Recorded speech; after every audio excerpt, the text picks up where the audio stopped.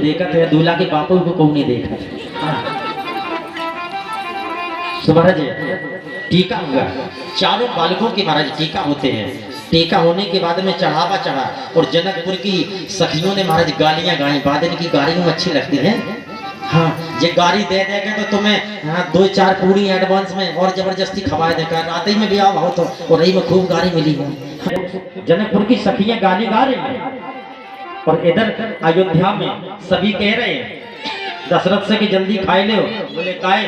बोले गाली गाई जा रही है। तो जनक दशरथ जी कह रहे हैं हमें तुम्हें थोड़ी मिल रही। बोले फिर? बोले बिटिया के पापा ही को तो मिल रही है। तो पागल होगी सब कि छवि देखत रघुनंदन की मोह गई जनकपुर की नारी।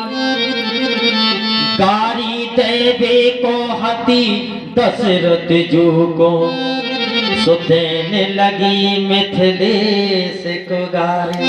बोले बिटिया के बापा ही को मिल रही भैया खूब आराम से खाओ। इसके बाद में महाराज भामर होती है और भामर के बाद में जब कलेवा का नंबर आया तो जनकपुर की सालियों ने मजाक किया।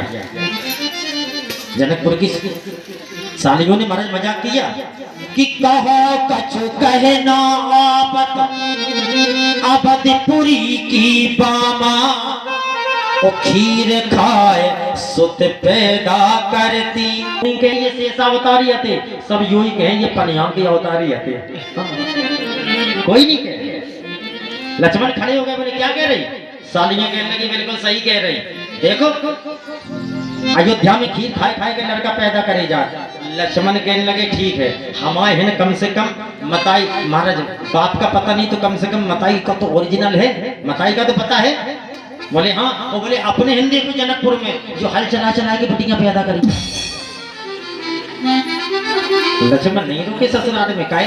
राजा जनक ने और सुनैना ने महाराज हल चलाया तो हल के नीचे के भाग को कहते हैं सीत। तो सीत जब पृथ्वी में अटक गया तो खुदाई की तो एक संदूक निकली। उसी संदूक में एक नन्ही सी महाराज बेटी का जन्म। क्योंकि जब से बेटी जन्म लेती है और तब से लेकर के भामर तक पिता अपनी बेटी के आमने सामने घूमता रहता है। क्योंकि सबसे ज्यादा अगर प्रेम करता है पिता तो केवल अपनी बेटी से करता है। लेकिन जब विदा होती है बेटी की तो पिता महाराज सब कुछ देख सकता है लेकिन अपने हृदय के टुकड़े को महाराज कभी विदा नहीं कर सकता है। तो आज जनक ने जिस समय अपनी सीता किशोरी को महाराज रोता हुआ देखा तो जनक के महाराज आंखों से अश्रु की धार निकल पड़ी।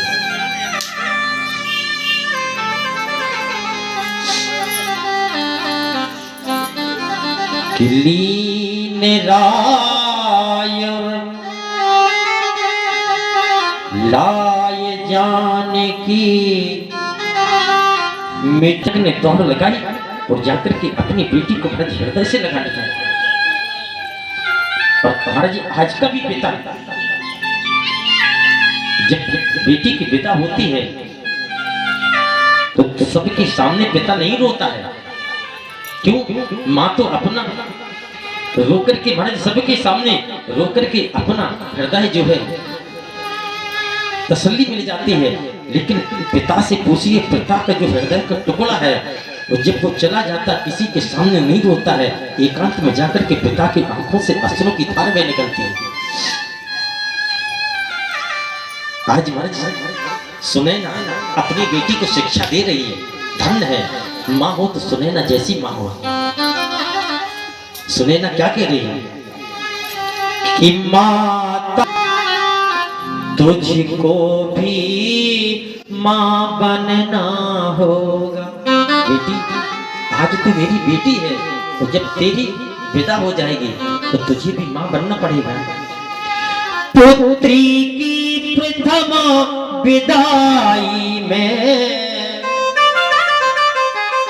एक दिन सबको रोना होगा।